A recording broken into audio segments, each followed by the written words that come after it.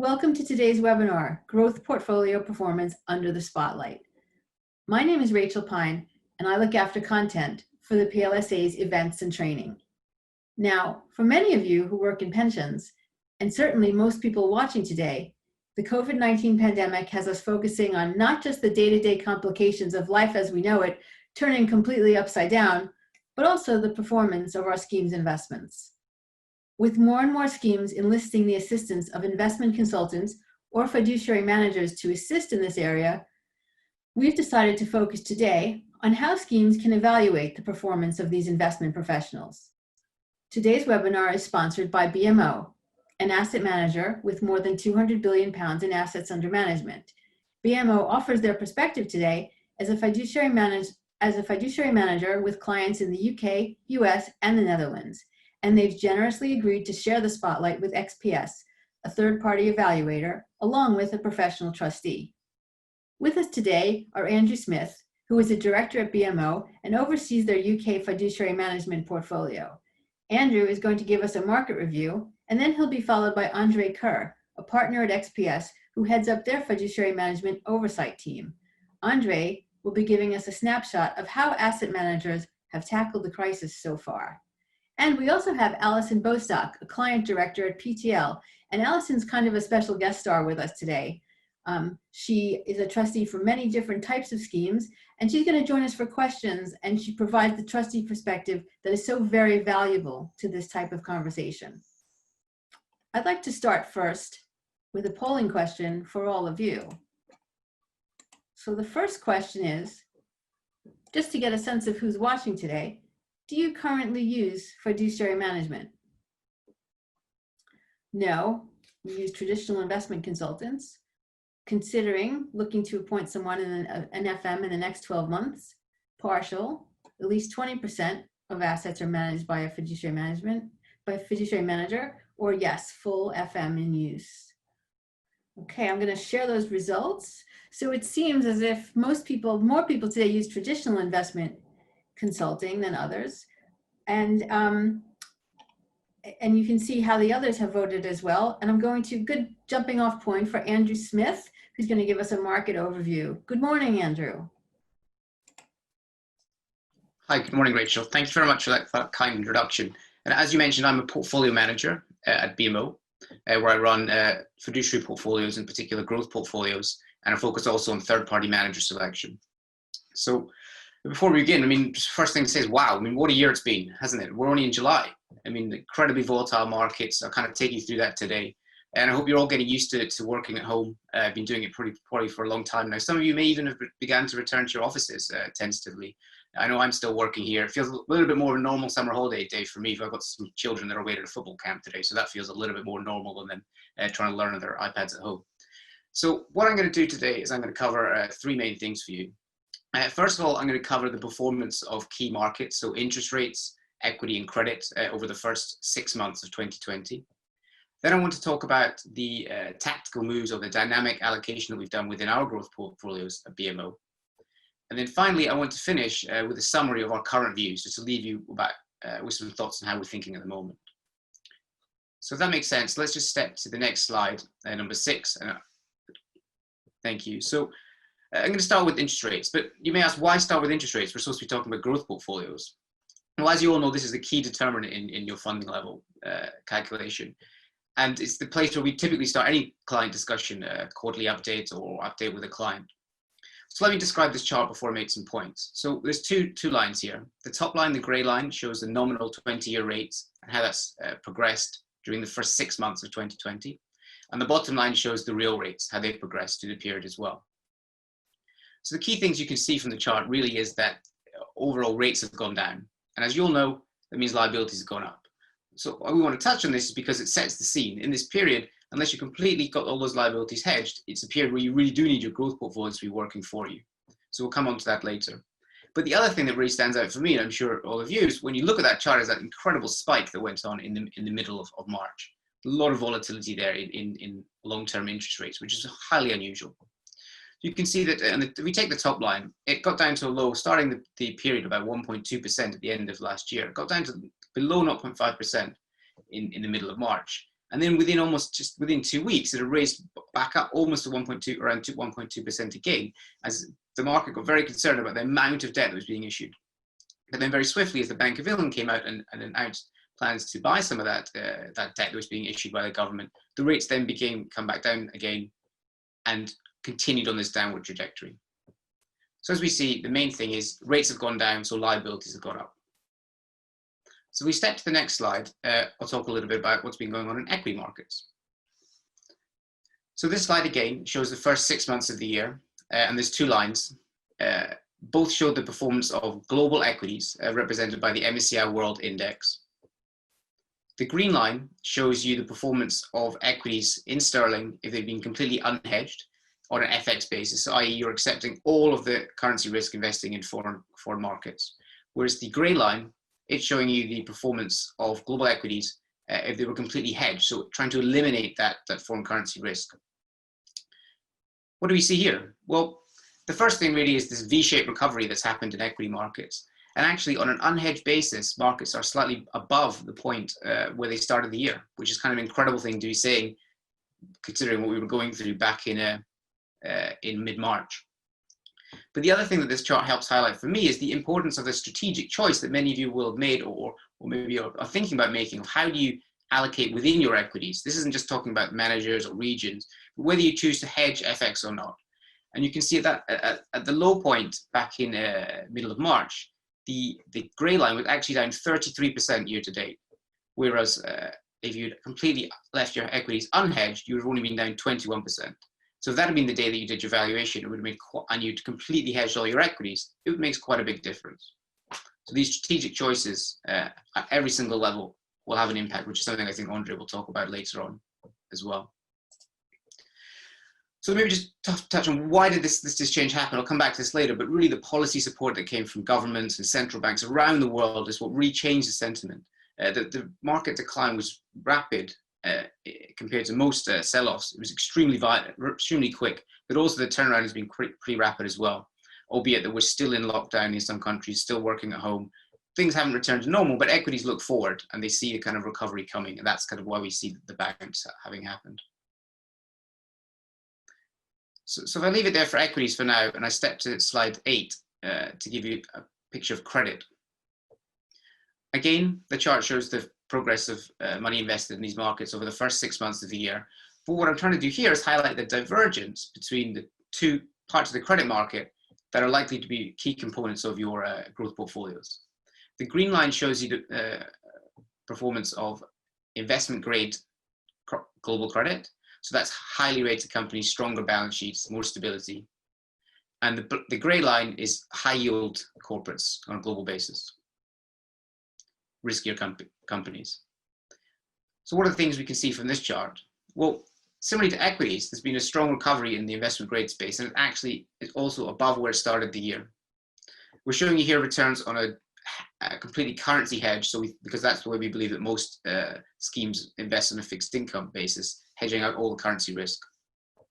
But you would have similar results if you've been investing only in sterling investment grade or in sterling high yield. But the difference you see in the high yield space, the decline was really, really significant, almost at the same level as equities, over 20% to the low. It has recovered, but there's still a lot of risk in this market, and it's not made it all the way back to where it started at the beginning of the year. There's been a lot of defaults already. I'll touch on that a bit later as well. But we still think, and as do many others, that there's still likely to be more problems ahead in this market.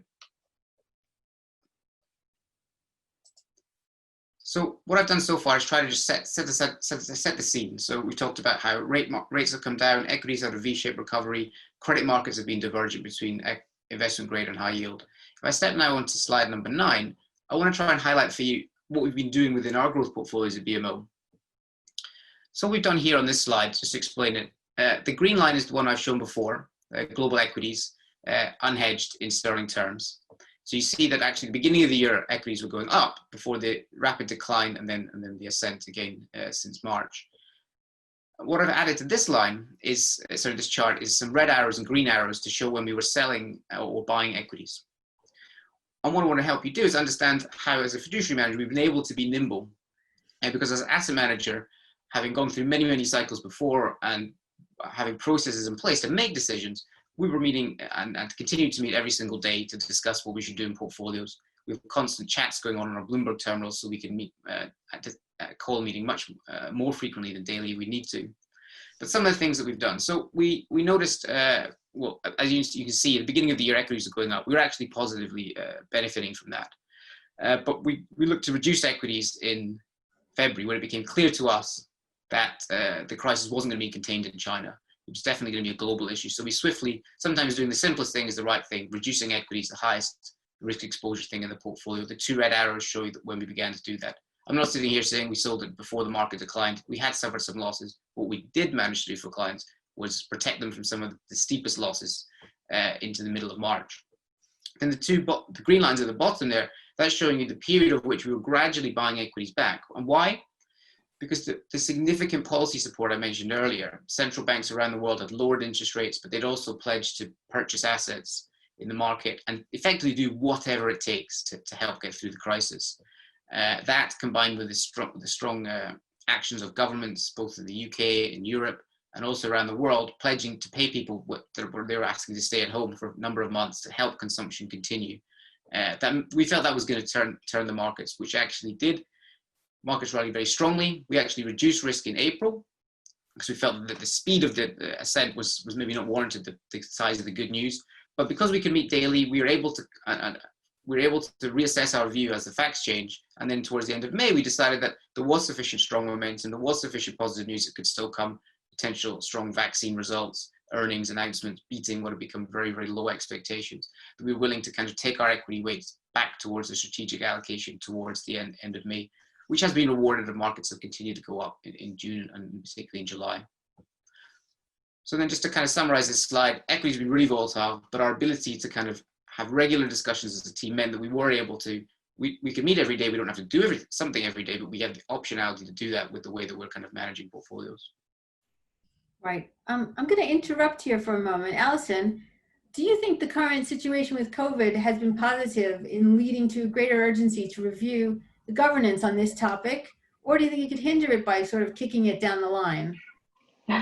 Okay, thanks for that one, Rachel. I mean, I'm sure everyone on the call has had a very scary time, and Andrew's graphs just show this really, really well during March when really everything was going south and diversification just didn't seem to help you at all. And I think what it's shown, and Andrew used the word a lot, is nimble, the ability to be nimble. So I think if you had already had fiduciary management in place or some other kind of delegation, it will likely have been good over this period, because with the best will in the world as trustees, unless you've got a dedicated investment subcommittee able to meet on a daily or weekly basis, you wouldn't really have been able to respond to all of these changes in the same way. What I would say is that on some of my schemes, we worked when we were very proactively advised on a consulting basis, and we were able to get together very quickly and take decisions quickly. We were able to take advantage of some of these opportunities. Generally, what I saw was moving into credit, and again, Andrew's graph showed it very nicely. There was a point at which the investment grade credit was suddenly very cheap. And as with most schemes, that's the direction of travel from equities into credit. It seemed like a good time to do that. And for me, that felt like an easier decision than piling into equities when they were cheap. So yeah, it's been an interesting time, and governance has been, I think, really brought to the fore. The next issue will be then where do we go next? But I think we're going to come on to that later. Thanks very much. Sure. Okay. So maybe if I take back over there, if I switch to slide 10, that just gives you a highlight of how we're positioned now. And slide 9 tried to highlight for you how we would look to communicate with clients about what we've done. Slide 10 is a kind of simple graphic we like to use with clients to show them where we position now. We talked about, and I've highlighted 4 asset classes here. I've touched on equity already, how we've kind of got back towards the strategic weights where we can in portfolios. But within credit, we maintain the view that we're underweight high yield and overweight investment grade for the reasons I've highlighted already, that High yield, I think already there's something year to date, there's been about 111 defaults globally. That's more than last year already. Something like 27 just in June. So, and we think there's a lot more of this to come, especially as some of these government support schemes roll off. It's a little bit unclear how these highly indebted companies are going to work. So we're wary of that. We'd rather take risk in equities and within credit rather than investment grade, because the policy support, the buying of investment grade bonds directly by central banks is a strong backstop in that market that we're willing to kind of back. And the kind of thing that's really looking at influencing all our positions, normally we'd be talking about the impact of politics, trade wars, monetary policy. They're all there, but at the end of the day, the virus is the key thing that we're continuing to monitoring daily, thinking about the second wave, what's going on in the US, how that's likely to impact how quickly people get back to consuming. So maybe that just leads me to the last point I wanted to make, which is about insurance-linked securities. I've not talked a lot about alternatives. We've been focusing on the asset classes that make a bigger portion of your typical growth portfolio. But this is one that we think is worthwhile highlighting, because albeit it's a niche asset class and you get paid to take insurance risk, that's a completely diversified asset class from equities and credit. I mean, at the end of the day here, the risk is about hurricanes forming typically in the mid-Atlantic and then going over the east coast of the US. Those hurricanes, they don't know about coronavirus. It doesn't make any difference to them what they're going to do and how much havoc they're going to raise. So at the same time, you're getting paid a lot more to own these bonds. So that's the kind of thing we're doing in portfolios where we can, looking for highly diversifying asset classes. So hopefully just to end there, I've tried to give you a summary of what's happened in rates, equity and credit markets, identify for you how nimble we've been able to be because of our decision-making structure, and left you with some insights to how we think and some of the views we have at the moment and the rationale for that. Great, thanks, Andrew. So does this make you less likely to appoint or change managers now, or maybe it's the time to do it? Yeah, that's a good question. So, I mean, on balance, I think the short answer is less likely. But let me walk you through the 3 reasons that we typically use to switch a manager and explain why they're more or less likely, each of them. So the key broad reasons are going to be what I call a red flag, an upgrade, or asset allocation. So with the red flag change, that would be something happened to the team that you've employed. Let's say they all just decided to go and form their own boutique, or so they left, or so you identified some problem with the investment manager. Those kind of switches, you're still going to make them. Because as a fiduciary, you should not be investing in strategies where the team left or where there's a business risk you can't help. Fortunately, we've not had to deal with any of that during this recent period, but that's why my analyst team are constantly looking for backups for managers just in case. The second type of switch, an upgrade, this is the one that you'd be less likely to do. What do I mean here? Let's say we've got a global high yield manager that we like, but we've identified one we think is better. We think that over the long run, the better one would add, let's say, 30 to 50 basis points per annum extra, which is reasonable in that asset class. However, it's going to cost us 1.5% to sell the existing portfolio and buy the new one. We're not going to do that trade at the moment. We're going to line everything up and just wait till the transaction costs to come down and then make the switch. And then the final type of switch, asset allocation, this is the one that we would still be making, because at the end of the day, asset allocation is the real driver of returns. And if we think that we should be out of high yield and into investment grade, even if that might cost 50 basis points to make that transition, if it can save our clients 10% of performance, then it's clearly worth the trade-off. So that's the kind of one we would still look to make. Right, very sensible. Alison, what do you think? Change or appoint new managers now? Yeah, it's very similar, actually, just thinking about the sort of consulting environment rather than the fiduciary that Andrew's described. Yeah, I have had some changes go through. In a couple of cases, we were due to make a change in March, and we paused that because of the extreme volatility in markets. So just not only the transaction cost if there was a lack of liquidity, but also just the sheer market volatility meant the risk of being out of the market for a day or two was huge. But once things settled down in April, we did proceed with those changes, and they were to do with generally the sorts of red flags that Andrew highlighted, loss of confidence in a manager for whatever reason. What's been more challenging has been moving, I say, the more strategic moves. If you already had a manager, it was a question of just shifting your allocations between existing managers. That's been fairly straightforward. But I have had to tackle a sort of entirely virtual meeting, a beauty parade, if you like, or online appointment of a brand new manager. And we can't shy away from that. If you've got to do it, if it's the right strategic move and you've got to appoint a manager, then I think you can't just sit on your hands till September or December when we can meet face to face again, hopefully. You know, it's important that we move forward with these things, however awkward or unusual it may seem. And again, I think in the same way that the fiduciaries have done well and can simply enact that on our behalf, the consultants who've been proactive and been able to make firm recommendations rather than just saying, well, you ought to think about all these 6 different managers, which isn't going to be so easy to do. They've really earned their money, I think, over this period. Great. So I have a question for everyone watching today. In light of the volatility caused by COVID-19, how have your scheme's investments performed? As expected, better than expected, worse than expected, or you're not sure? And as you can see, well, this is great because the majority of people say their investments performed as expected, which is a really, really good way to introduce Andre Kerr from XPS, who's going to give us a bit of information on how investment managers have been performing. Good morning, Andre. Good morning.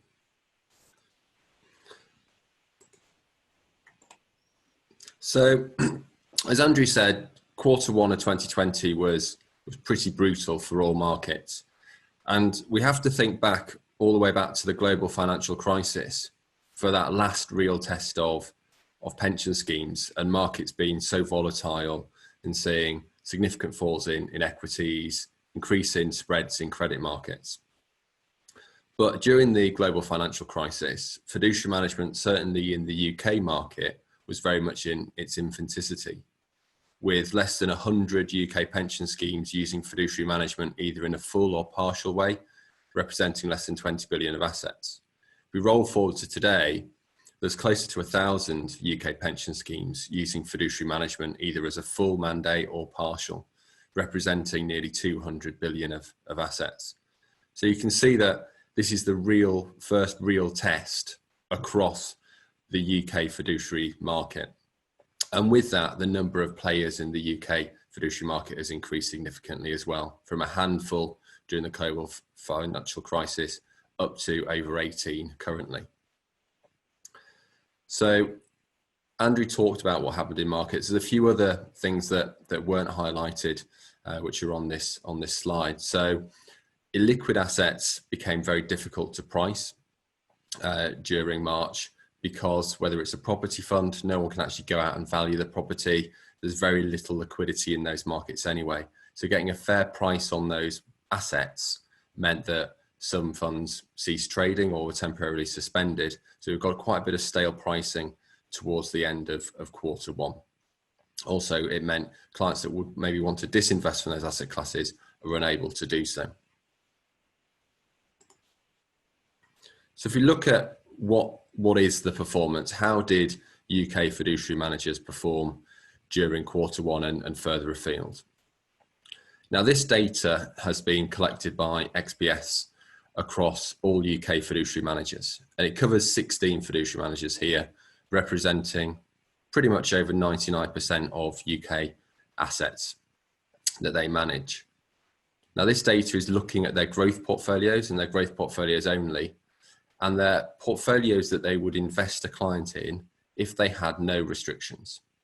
So it provides a fair proxy for what the fiduciary manager would do if they were investing their own money. It represents the fiduciary manager's views on which asset class seek the best value, how to build portfolios.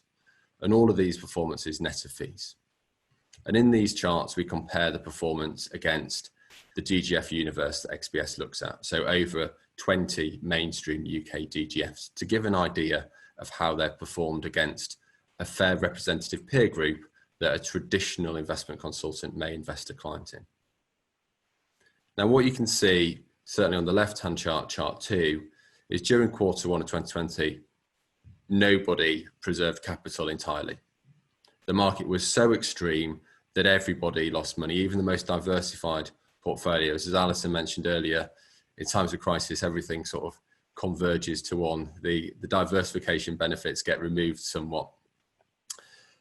Now, it's important to note that all UK fiduciary managers, whilst they're trying to achieve the same goal, deliver positive returns in their growth portfolios with low levels of volatility, they all do it in a different way, based on their own investment beliefs, their opportunity set.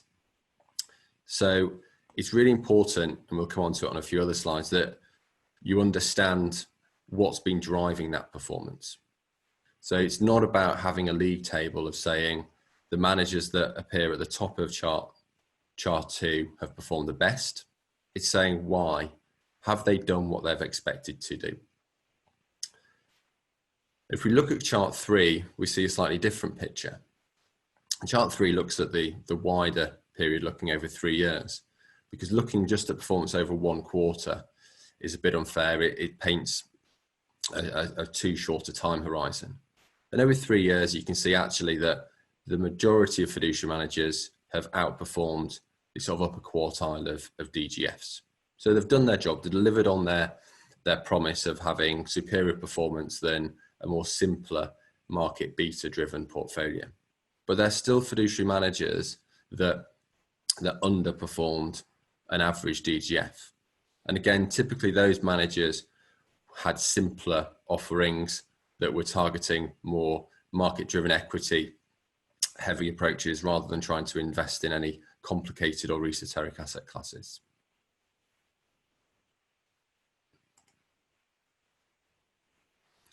But there's no point just looking at returns. It's really important that we look at risk as well, because every fiduciary manager is trying to take their client on a journey from the current funding level to a more secure one.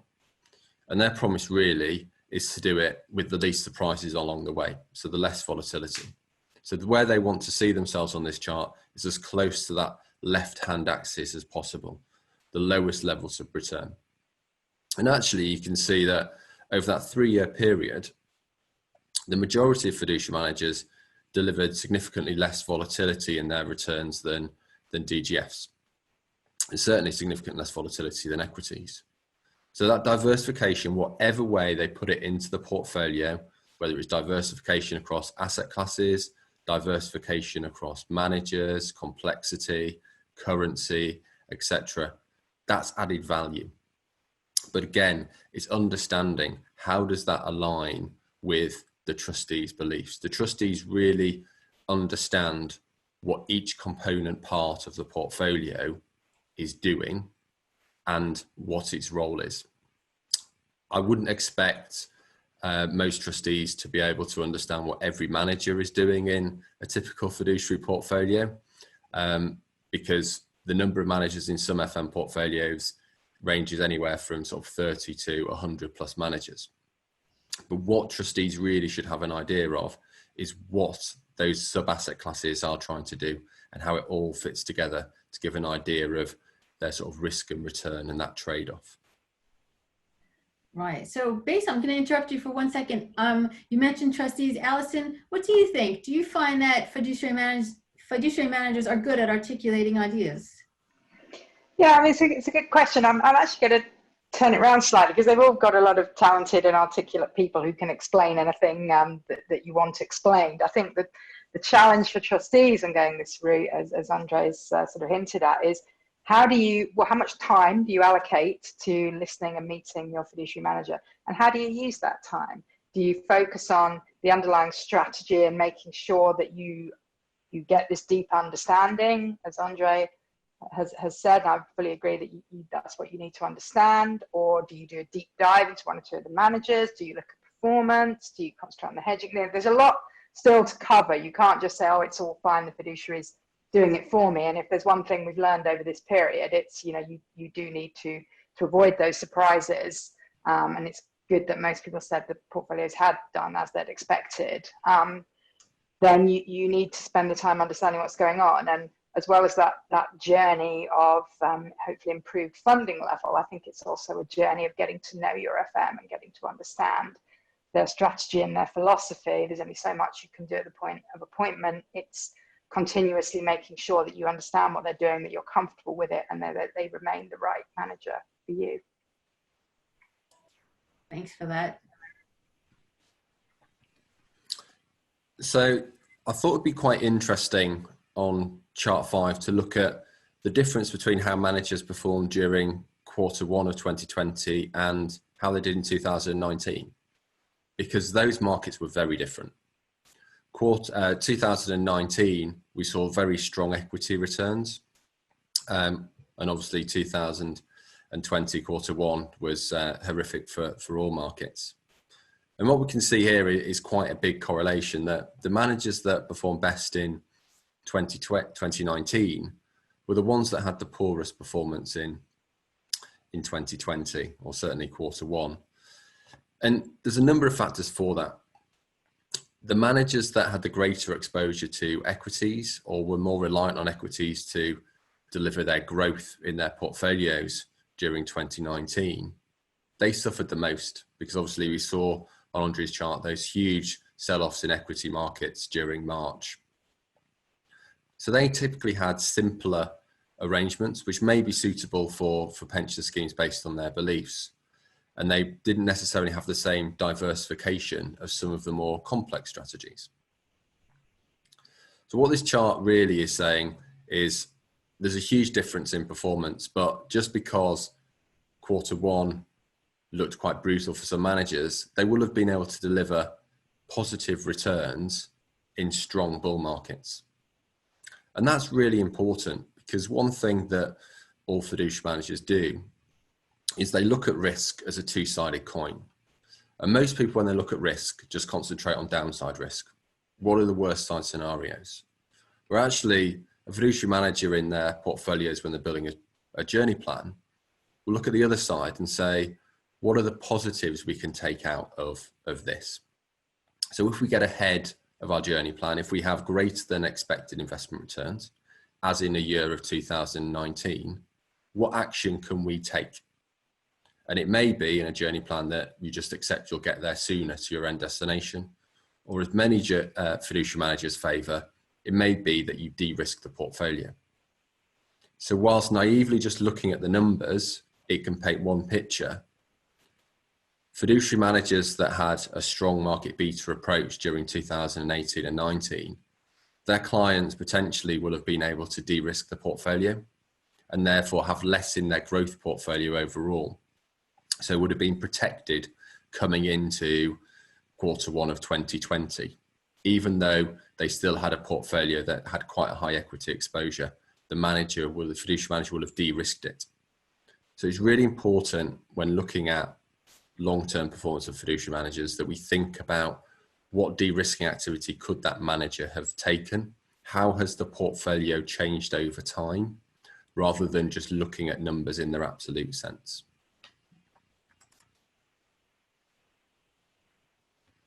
So talking about actions, and Andrew talked a bit about the actions BMO are taking in their fiduciary portfolios, selling out of equities, moving into credit. As part of our analysis of the performance, we thought it would be useful to ask fiduciary managers what type of activities they were taking in 2020, and whether anyone had that crystal ball that foresee a significant sell-off and was able to significantly de-risk their portfolios. And not surprisingly, no fiduciary manager had that crystal ball and sold completely out of equities. Before we go into the actions, it's important to note that fiduciary managers, when making tactical changes to a portfolio, they make modest changes. For example, if they had a 30% allocation to equities in the growth portfolio, it's unlikely that that manager is ever going to reduce that to zero.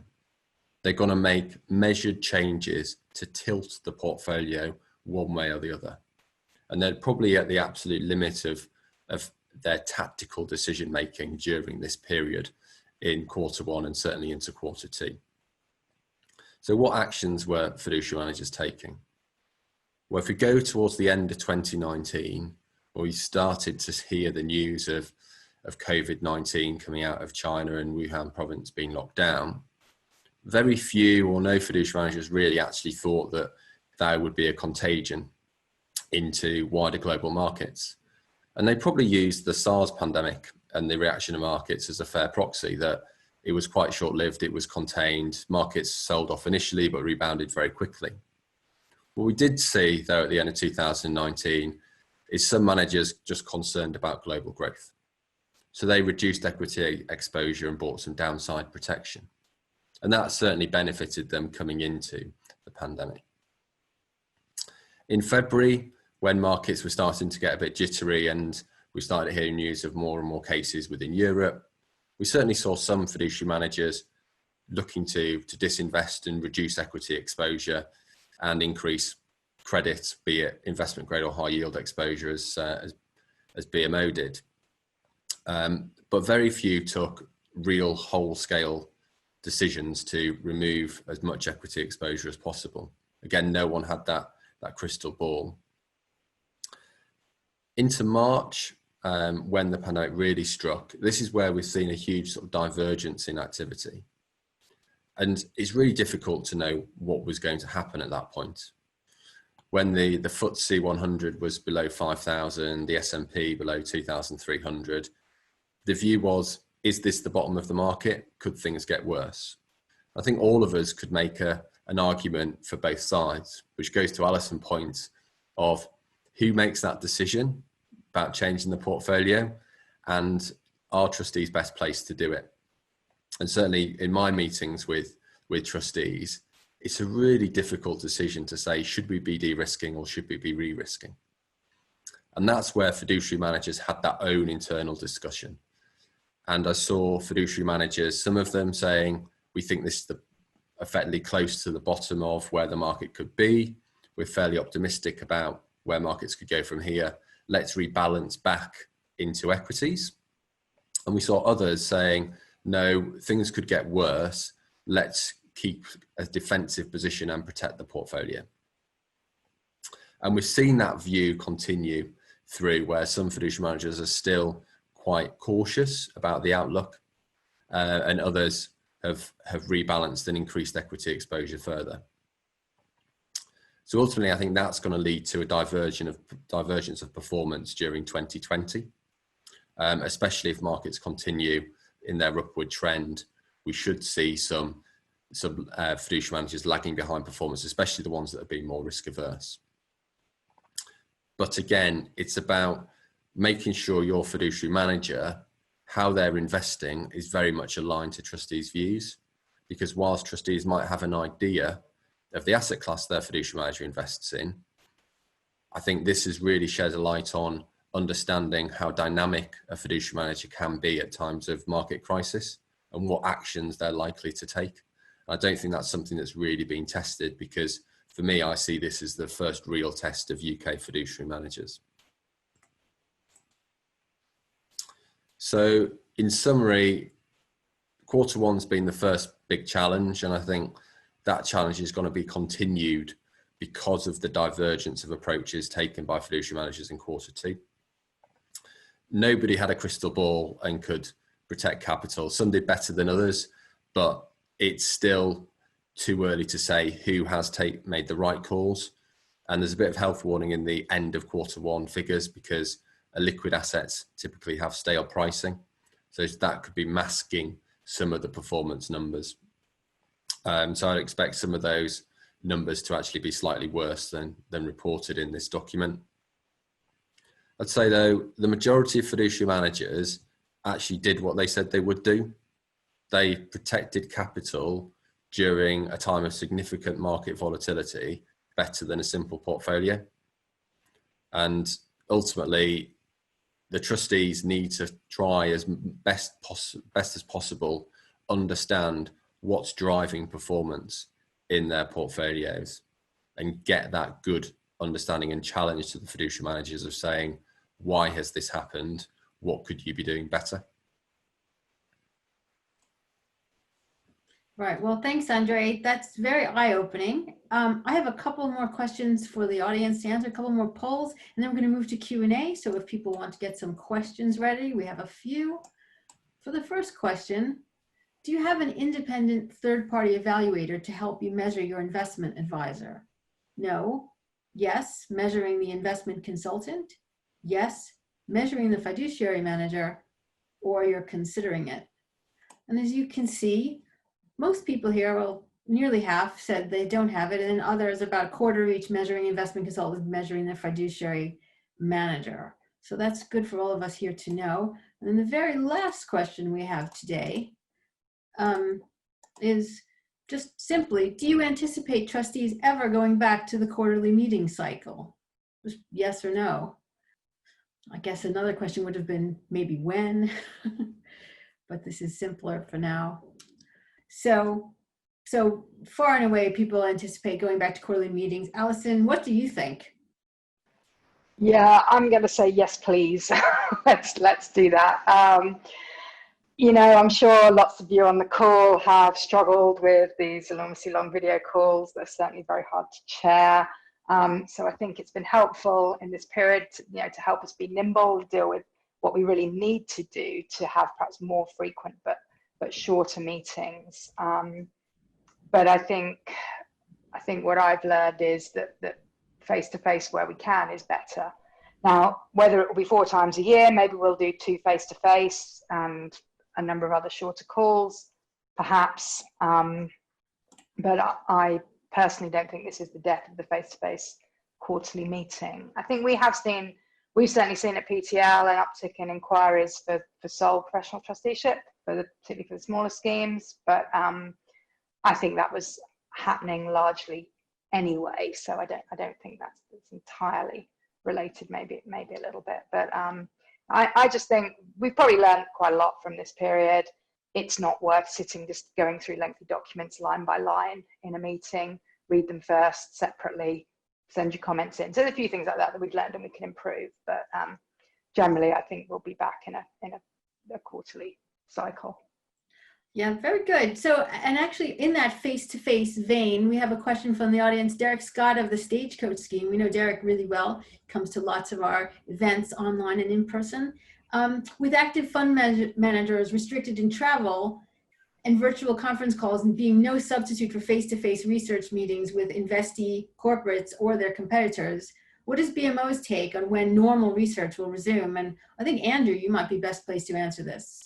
Sure. Yeah, no, thanks for the question, Derek. I mean, I can answer from a couple of perspectives. One is the perspective of myself as a person who interviews fund managers, but then also what our teams are doing when they interview companies. I think my perspective is that I agree with your view that face-to-face meetings are definitely better. You can learn a lot more. But I have a strong view about the concept of return on effort. And based on that, I don't think that we'll ever return to what we were doing before. So what do I mean by that? So in the past, I've had meetings, I've traveled to Tokyo, Cape Town, Seattle, long trips. Where you go, you plan it a long time in advance, you've got a lot of meetings lined up. You do learn a lot, but you tend to go maybe just 2 people out of the office at one time. Now what we're doing, and we were increasingly doing this more and more anyway, I can have a video conference call with somebody. I can get somebody from my Chicago team to join, somebody from my Amsterdam team to join, and maybe someone else from the US, another part of the US team to join as well. That means we get 4 perspectives. So you've got to balance the fact that maybe I get a little bit more face-to-face, but having 3 of my colleagues who will have 20 years experience also at the meeting and then feeding their perspective into the view, that's quite impactful. So therefore, we probably will have some face-to-face meetings, but we'll continue to do this. More experienced people joining meetings for sure as well. And I think that's also what will happen on the direct side.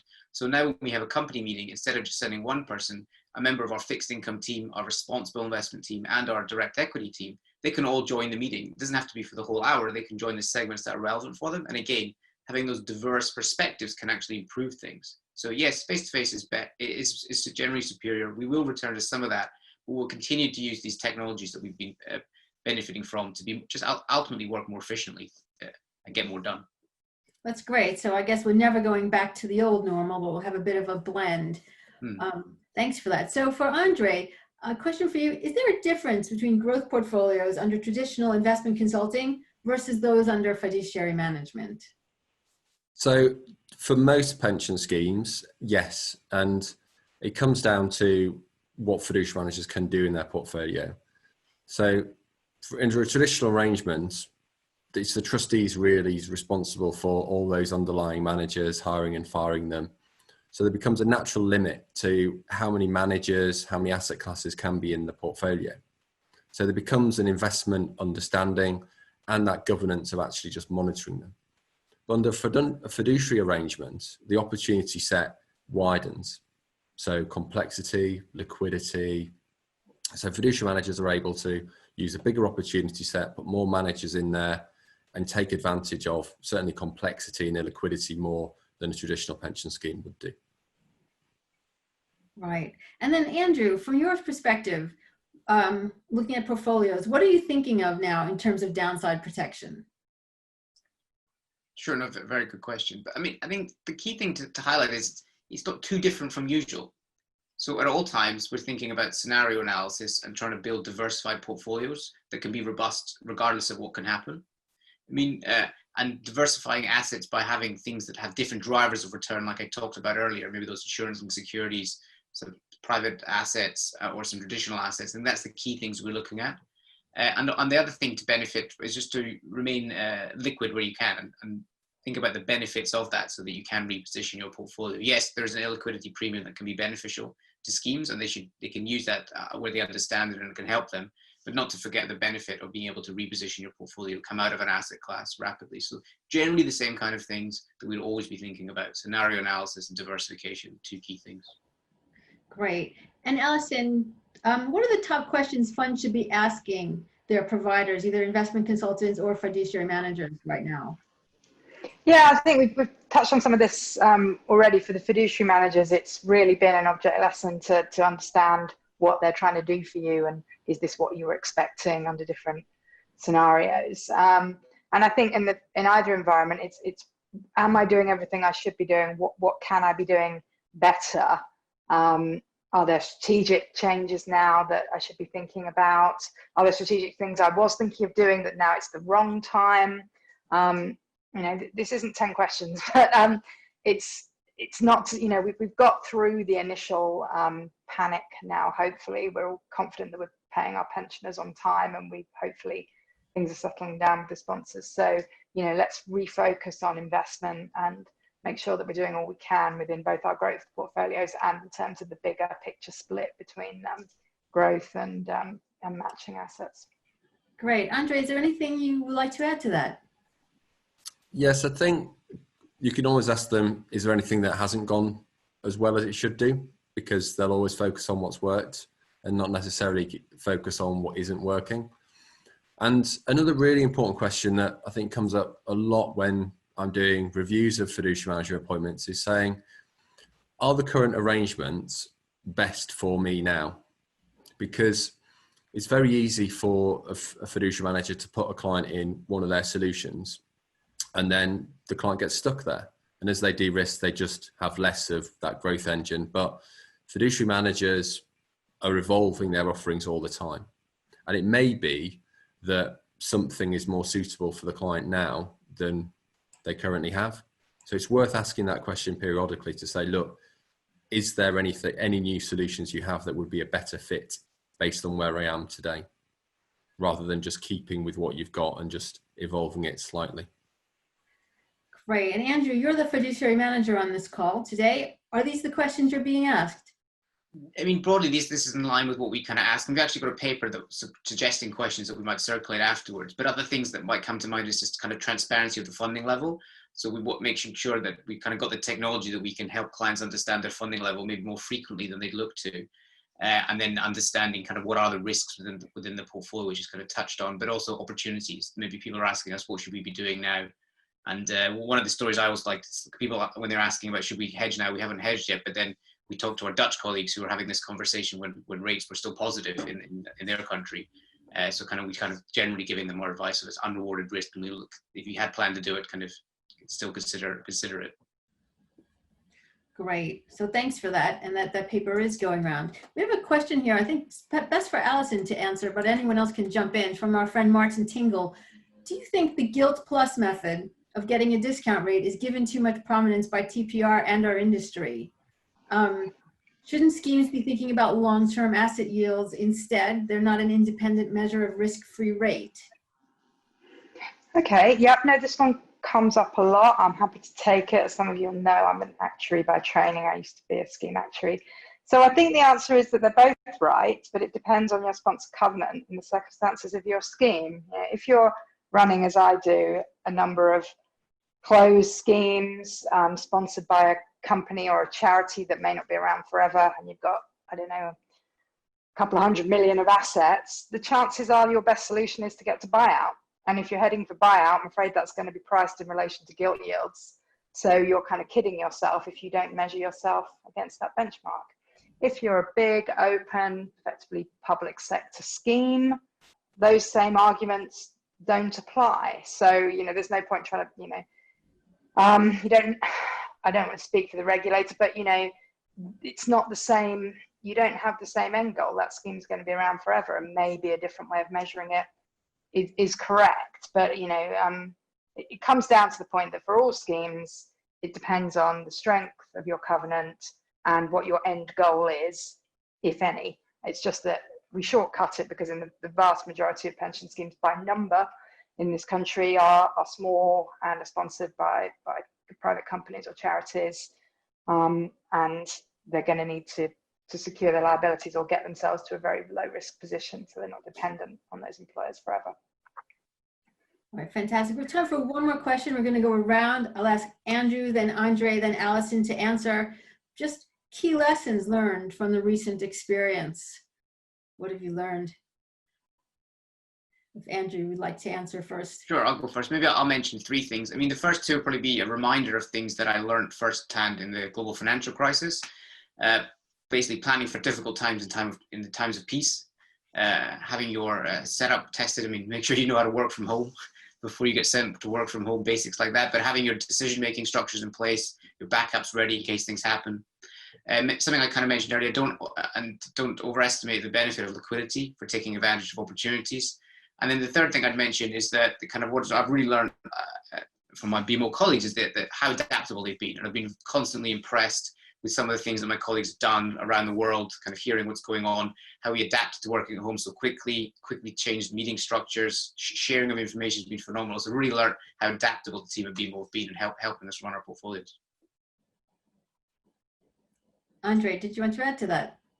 Yeah, I'd probably echo that. Having a clear plan. It's really easy to form plans in the calm and tranquil nature, but trying to form a plan of what we should be doing in the heights of chaos is almost impossible. So in the heights of chaos, it should be putting a plan in action that needs refining rather than trying to think of a plan from scratch. I think, and the one benefit certainly through all of this is the ability of trustees to break away from being wedded to a typical meeting cycle. So trustees now appreciate that you can set up a virtual meeting to discuss a important item ad hoc to get things moving, rather than only decisions being made quarterly. I think that's a real step forward for the industry, particularly in the traditional consulting model. And Alison, key learnings. Yeah, I think I would echo a lot. I mean, I would like to say I think that the pensions industry has coped remarkably well with the crisis, slightly aside from the topic of investment, particularly the administrators and what they've done, the way they were able to adapt themselves to working from home and making sure everybody got paid and that member queries were answered and members were reassured. So that's been great. As we've said, you know, we've had to adapt. By and large, we have. There's lots of things that we would all do slightly differently in terms of meeting frequency. And I think it's really hammered home the importance of staying close to the sponsor and the employer and understanding their business. If you found yourself in a panic thinking, well, I don't really know whether they're going to be affected by COVID or not, then that showed that you didn't know enough about the sponsor covenant. On the investment side, as I've said, I think it's just be nimble, be alive to new ideas, and don't be afraid to do things in a different way. Right, fantastic. So that's all we have time for today. Many thanks for all of you who joined us today and answered polling questions, asked questions, and thanks so much to Andrew, Andre, Alison, and the BMO colleagues who helped put this together. Hope to see all of you soon. Bye for now.